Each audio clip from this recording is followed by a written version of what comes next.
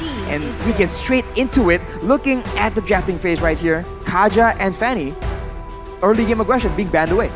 Instantly, right? No hesitation because he's in the crowd. So funny. So original. I wonder who I got it from. Yeah. Got it from your daddy, man. King of Looking at this, Kaja ban, Fanny ban. So it looks like Burn X Splash is really thinking about this second ban. I like it because as the first pick, blue side, blue side, you have control of how the draft is gonna look like, because whatever you ban is something that they can take and it's something that you don't want, correct? Mid control has been super important, right? And again, that just goes to show what you said. The first pick, getting that mid lane control with the initial first pick, whether it's the roamer, even sometimes the mage, if Yves is open, has been really crucial here at M4. I think it depends on what you want to try and do, right? If you want to go for a bit of flex, maybe first pick you can actually like play around a bit. But if you want to secure the prior heroes, being able to pick up 2 in the second pick actually has a bit of value as well. So it depends on these coaches and what exactly is their approach to this drafting phase. But so far, for Burn X Splash, it does seem like, as you mentioned, to control the mid pressure, and then maybe from there on, if you can combo that with a strong jungle, that just ensures a very smooth rotation of the 3-man roaming squad from the mid lane.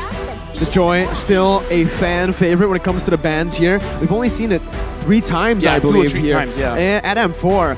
But I think he has a negative win rate so far right now. And when Joy wins, it's kind of like not because of the Joy. True. I mean, like, Right. it's annoying, it's very hard to catch, but it's never really been the winning factor. It's not like a Franco, it's not like the Benedetta.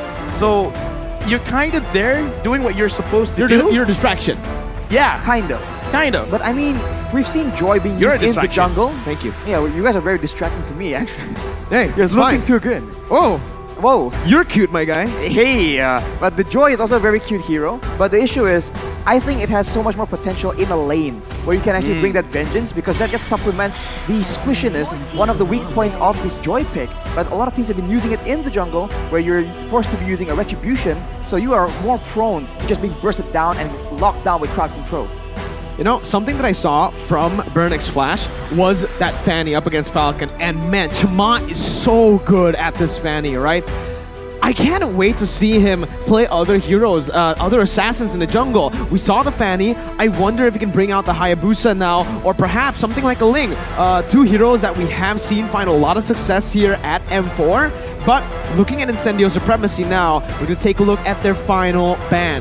Do they want to go for that assassin ban, leaning again towards respecting Chama in the jungle? Or do they want to go for a different route here? And that's the answer. Yves, mid-control has been the priority, and mid-control is what they are most scared of as well. Yeah, Burn X Splash, they're really setting up for a glue here because they banned out the carry, and looks like no, they are prioritizing on the 1-1 with a 100% win rate so far. But banning out the Eve, it looks like whatever Burn X Splash is gonna take, if they do want to kind of like force fights, having fighters, it's going to be great, but having a 1-1 in your lineup, I kind of feel like you need distractions as well to make it easier for the 1-1 to actually use their ult. So disruptions, heroes can dash in and just make sure that the opponents cannot actually sit in a proper front-to-back formation. That makes a lot of sense. But in the current meta, we saw the Grok being very, very effective at doing that, just walking around, denying crowd control, and also just knocking everyone up with a wild charge. The Glue, though, has been the more popular pick, but now it's a fair miss as well. Being picked to remove a counter for the Glue. But as we mentioned, Lafel, I think we did discuss that it seems very, very situational, and even when it's supposed to shine, it doesn't seem as strong, like a top tier pick. Yeah, I kind of feel like this is almost one of the situations where they're already familiar with what Premise is trying to do, and the ult being changed is not too bad for them personally. And I kind of want to talk about the Glue as well, because I kind of feel like everyone is agreeing that Glue is super strong. Has been picked up 4 times, but only won once, which is very crazy to see, because yeah, you're very strong, but apparently people have already found ways to deal with this Glue, and looks like a lot of damage coming in from Burn X Splash, because picking up this Farsa, it looks like range will never be a problem. So even if 1-1 can't catch someone with her ult, you got Farsa to just burst them down with some meters coming in from out of nowhere. You got Poke, you got a solid frontliner, and a 1-1, right? So far it's looking like a front-to-back composition from Burn X Flash. Meanwhile, Incendio, they're building towards a dive composition here already with the Faramis and the glue that really wants to just dive and split the team up. Well, they're diving here towards a Fredrin, though. That's a lot of crowd control. And that combo, a Farsa and a 1-1, right? Everyone getting chunked down by the Feather Airstrike can allow for a very devastating crossbow of tank that can be transferred to multiple people. So if Incendio doesn't get careful with how they want to draft here, it's going to be confusing, but whoa, it's going to be a Clint. I gotta ask you, Mirko, because yeah, you play the gold lane a lot. How does this matchup look like between the 1-1 and the Clint?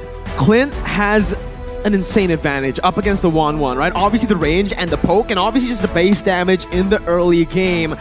Clint absolutely dominates the 1-1. Thing is, it needs to be a 1v1, it needs to be a duel. It almost never is a duel in the gold lane. You always have someone coming by towards that gold lane, whether it's the roamer, or if you're looking at Burn X Flash's composition, it should be both roamer and mid laner. They picked that Farsa for a reason. It's for that additional mobility with the Wings by Wings, and Clint's gonna be very, very careful. He has to be very careful, because if he's not, he's gonna be punished early on.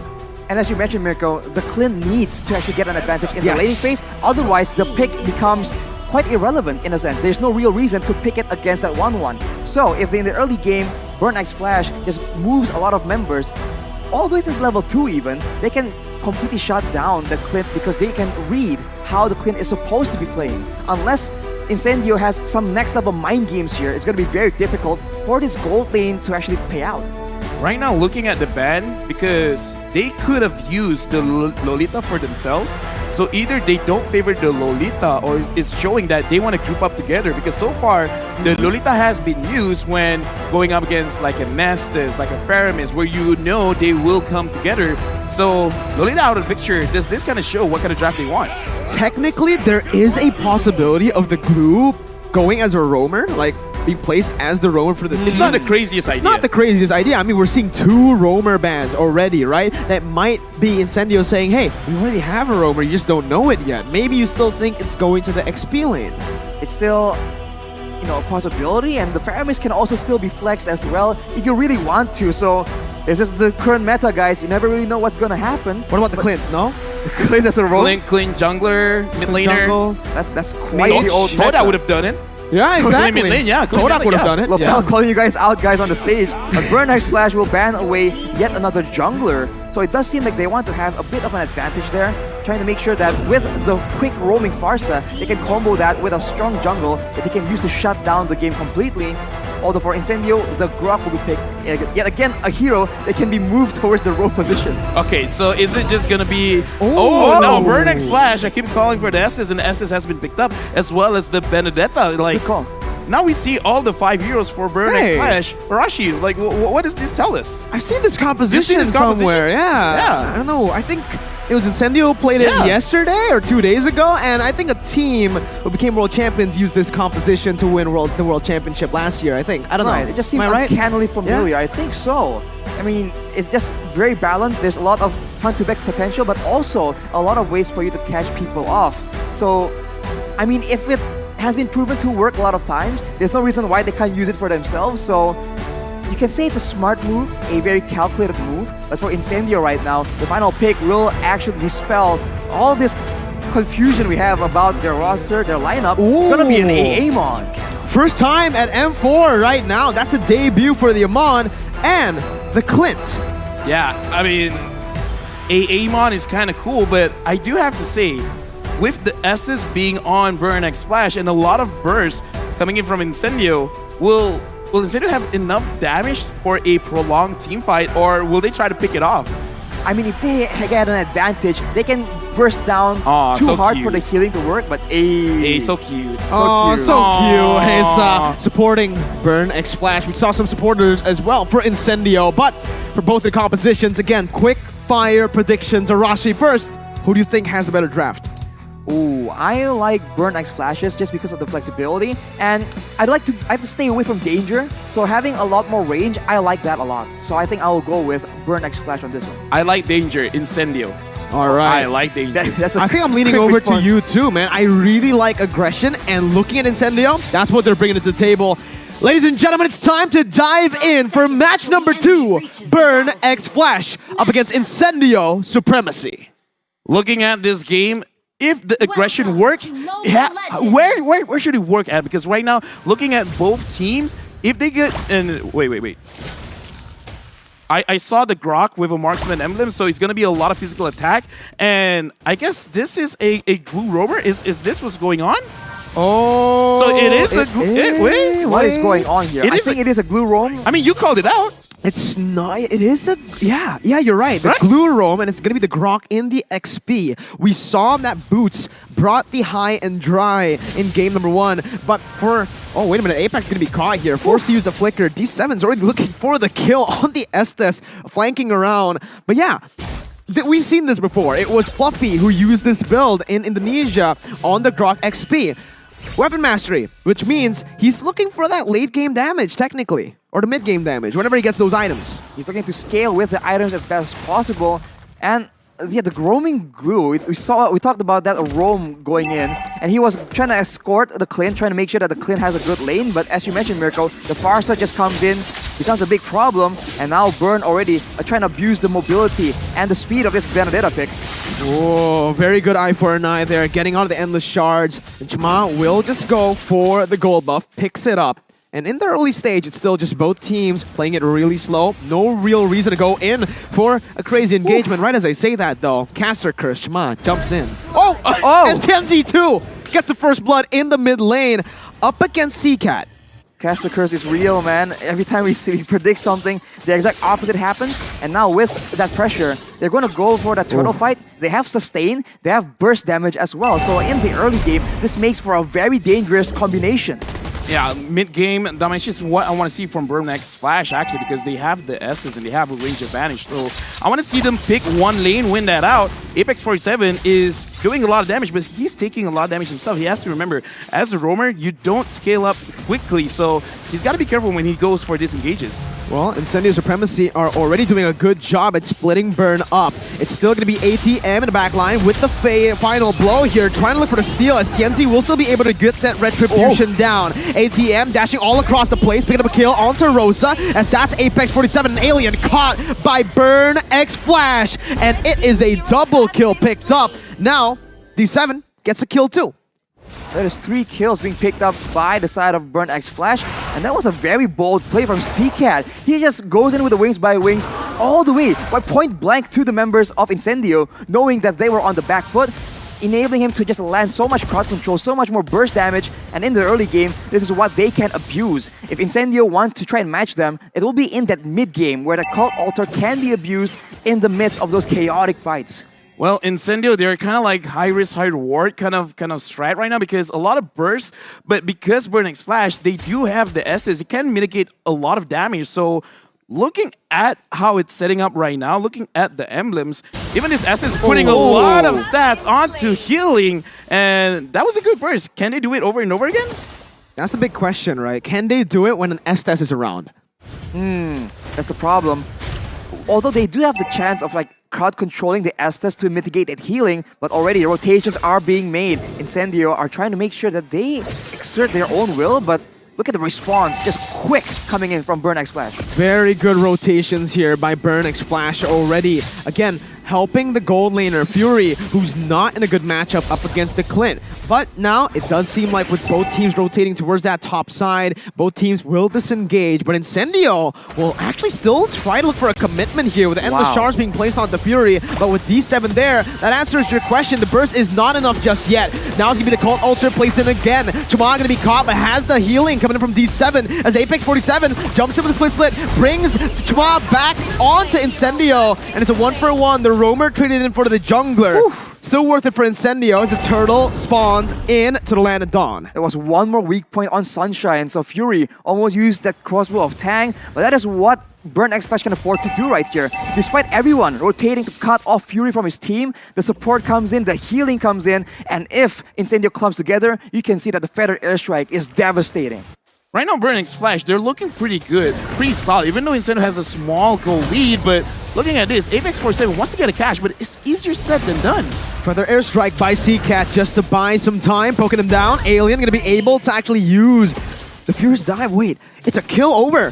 ATM was able to find Tienzi in his own jungle. invading out of nowhere with the Petrify, gets that kill down, and instantly Incendio have lost turtle control. Unless Apex can make a miracle happen, doesn't look like it's gonna happen though. It's such a tough situation for Incendio right now because Burn X Flash, they have the superior poke damage and they also have the superior sustain. So unless Incendio can get a very decisive engage onto the members of Burn X Flash, it's going to be very difficult for them to even get anything. And even if they engage, they need to make sure that it's on D7 because as you mentioned, Lafell and Mirko, that healing is just way too much for them to deal with in this early game without any items. Right now, I just want to talk about Burn X Flash because I'm your ATM right now. He's banking it on because TNZ can't do anything to this guy. This Benedetta is causing a lot of problems, not just with damage, not just with the control in confusion, but actually being a target of getting bursted down and taking absolutely no damage. That's going to be demoralizing for Incendio right now. That is what happens when your composition has a very short window of damage. If you compare that to Burn X Flash, the longer the fight goes, the more they have an advantage. We saw it earlier in the turtle fight, and I think Incendio understand it as well. They want to get in, get their benefits, you know, get the pick off, and get out before the fight gets out of control. Good opening by Chma over to Alien, dealing some damage out as Fury's actually looking for all the weakness points, gets it, wild charge forced in.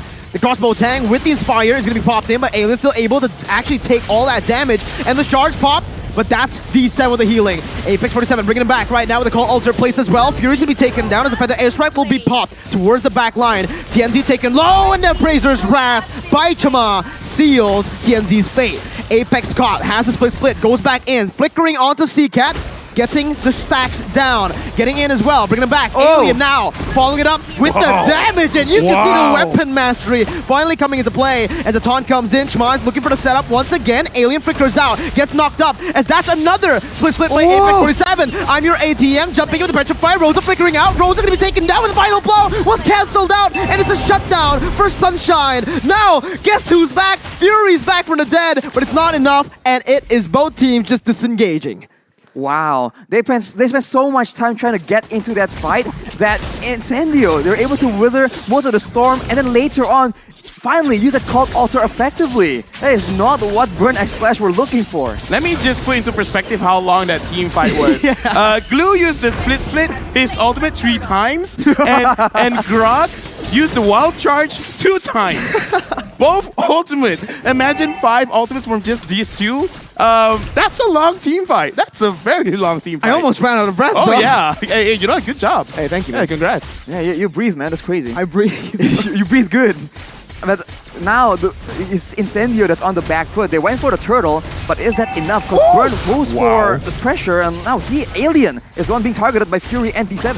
Okay, that damage is pretty disgusting, right? You saw it. One attack with the power of nature. Okay, so here's the thing about burst compositions, right? You always got to make sure that kind of everyone, or at least 2 members, are focusing on the same target, and I kind of feel like that's what's making Incendio's draft looks not so great right now, because everyone is targeting their own thing. Like, whoever's closest, let's go for the target. Now, TNZ and Rosa, they're waiting around the orange buff. Can they actually catch it? Yep, that's your answer right there. CCat's gonna be caught. Rosa pops the call altar. Again, just trying to get out of there with Sunshine backing him up. It does seem like Incendio will take control of the bottom lane, with Apex 47 acting as a roamer, but because he's so sustainable, he can actually act as an XP laner too, just be a distraction. I'm your ATM, try to go for the Petrify, jumps out with the eye for an eye, but gets gunned down by Sunshine, and that's the mid lane pressure being placed on by Incendio. And they get that top lane too. It's so good by Incendio right now. They're winning in the structure department. They took the mid tower and they're moving towards the top tower as well. So with the control, they can look to face like this. And ooh, that was a very, again, dangerous attempt from Alien. And we saw this is what they do. They hide in the jungle, they cut you off from your team, and before you know it, you lost 2 members before the fight even begins.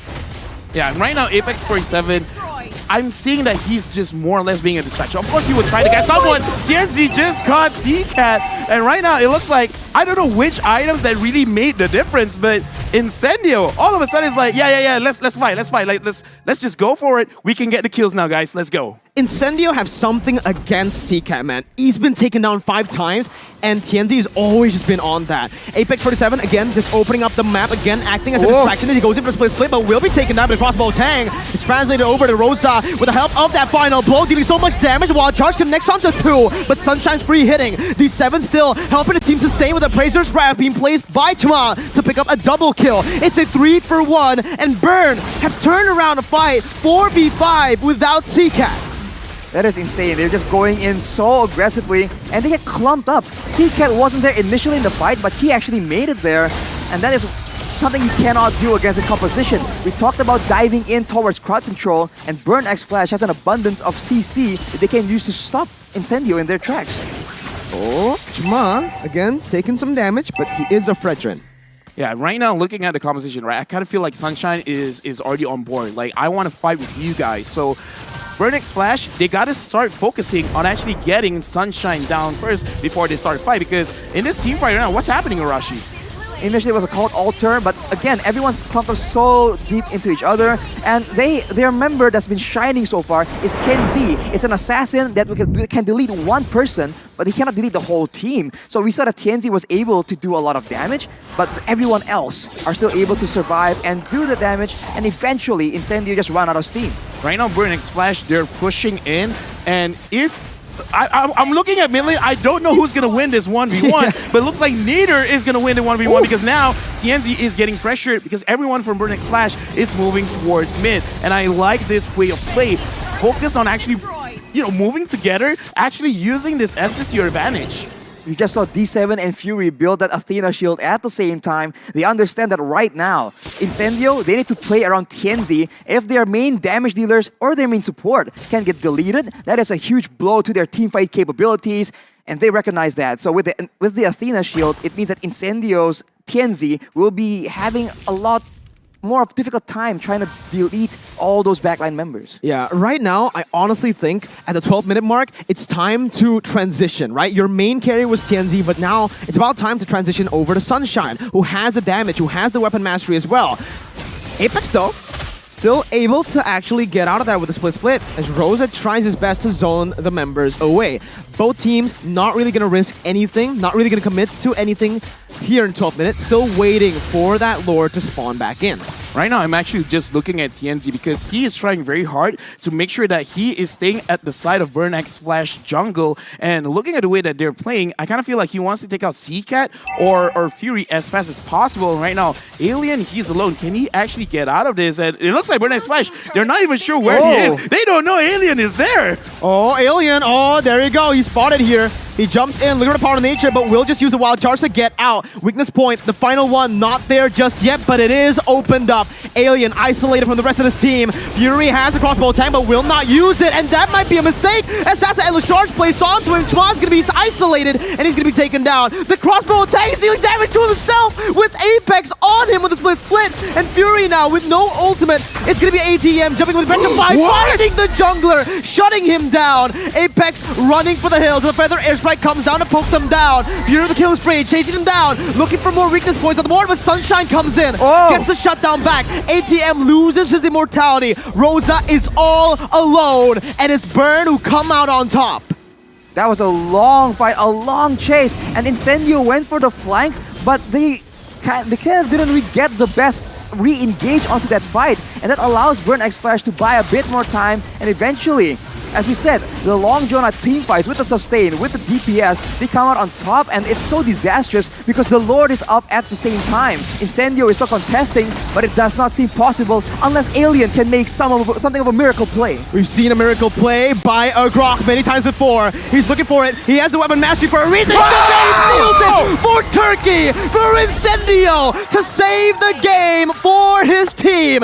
He's an absolute alien for that one. I mean, you called it, man. We've seen so many miracle plays with the Grok. If you want to see it happen, like you do, this is why, like Grok's one of my favorite heroes. But okay, that was an insane play. But Incendio, they gotta be on the same. I don't know, man.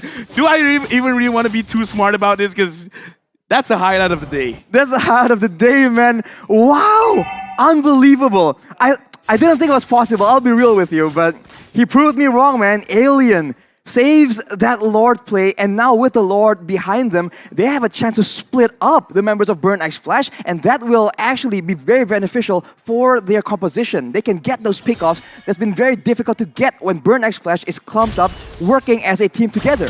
Their comp works so well for sieges with the Clint. And with the Feather Airstrike being used up in the bottom lane, it leaves the mid lane susceptible to this kind of siege. You can already see it with the Lord taking the base turret down. It is going to be Incendio backing off instantly, still playing that disciplined game, not wanting to commit any further. Yeah, I kind of feel like if they want to go inside the base, it's going to be very different. Oh. TNC, hello, I'm your ATM. Well, come on home, stay in the base. And that's what they got to do, because if they want to go inside the base of Burning Splash, it's going to be very difficult for them to engage. So they got to find a way to split Burning Splash up and then actually try to engage. Exactly, when they're split up like that, that's when you can see TNZ just really take over. It is I'm Your ATM who was able to get a solo kill, but in this late stage of the game, against, full damage Amon, it's going to be too difficult, but the engage comes in! Alien again with Wild Charge onto 3, and the power of nature just seals Seacat's fate. The Appraiser's Wrath did not find him, but Fury's gonna be massive right now with the crossbow tang. A winner truncheon to bait it out and to get out. TNZ gonna be caught low as Apex 47 jumps in, but Fury is still kind of away. Whoa! Sunshine guns him down, and that's 2 on the board for Incendio, plus the base turret. Okay. So pulling back to the game right now, 2,000 goal lead. Incendio, they got amazing damage, and right now Burning Splash, I kind of feel like they gotta find a way. I love this game. I love this game as well. This game is fire. I'm called fire, it. you're fire. You called it, Arashi. And right now, Incendio, they have a lot of burst damage, and Burning Splash, they're trying to burn things down bit by bit. And look, talk to me, Arashi. What does Incendio got to do? What does Burn X Flash got to do to actually close this game? Alright, for Burn X Flash, I think they have to try and get their sights onto Sunshine. Yes, TNZ is a problem, but they have items, they have ways to deal with that. Winter Truncheons, Magical Defense, Athena Shields, they have built that already. But Sunshine has been free hitting, he has 1 death right now, that is not okay. For Burn X Flash, the main damage dealer needs to be taken out, unless they want to lose in the whole front to back, because Fury on the 1-1 cannot just do the same kind of damage in a team fight like Sunshine on this Clint. And for Incendio, on the flip side, they can do what they've been doing right here, split up the team, ensure that the Estes cannot get full value from the blessing of the Moon Goddess, and beware of the Feather Airstrike poke damage. If it's down, if they can force Seacat to use it, they must do so. Oh, that was such a good eye for an eye to get out of the Endless Charge, but the basic attack is all TNZ needs. ATM buys the Winter Truncheon, but it's not enough. It is not enough. 1-man disadvantage right with the Lord spawning in. And what is Incendio going to do? They started up instantly. I thought they were going to wait for the Evolved Lord, but no, they're going at it. They can't waste any time. Yeah, I kind of feel like Burning Splash, they got to see this coming, man, because whenever someone wants to split up, it really doesn't matter who you find, you're definitely going to die. So really, move as a team, try to put pressure, because right now, Incendio, they've reached their mark. They've reached their win condition. Burning Splash, look at the game. Slow down. Move together. Stop getting picked off, because TNZ right now, he is loving this hero. He's loving seeing anyone moving alone. And it's crazy that he's so aggressive. He sees I'm Your ATM alone, and he goes for it on the opposite side of the Lord.